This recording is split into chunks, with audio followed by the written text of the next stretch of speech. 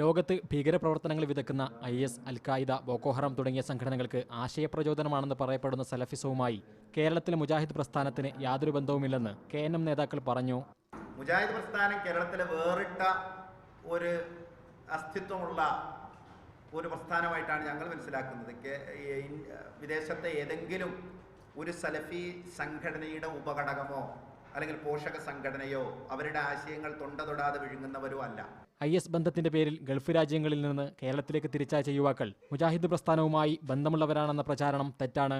കേരളത്തിലെ മുജാഹിദ് പ്രസ്ഥാനത്തെ പിന്തുടരുന്നവർ അല്ലെങ്കിൽ മുജാഹിദ് പ്രസ്ഥാനത്തിന്റെ അംഗങ്ങൾ, അനുഭാവികൾ ഇങ്ങനെ IS-ൽ ചേർന്നു എന്നോ IS-ന്റെ ആശയങ്ങൾ ഷെയർ ചെയ്തു എന്നോ ഇതുവരെ ഒരു മാധ്യമമോ അല്ലെങ്കിൽ ഇവിടുത്തെ ഒരു ഔദ്യോഗിക വൃത്തങ്ങളോ വെളിപ്പെടുത്തിയിട്ടില്ല.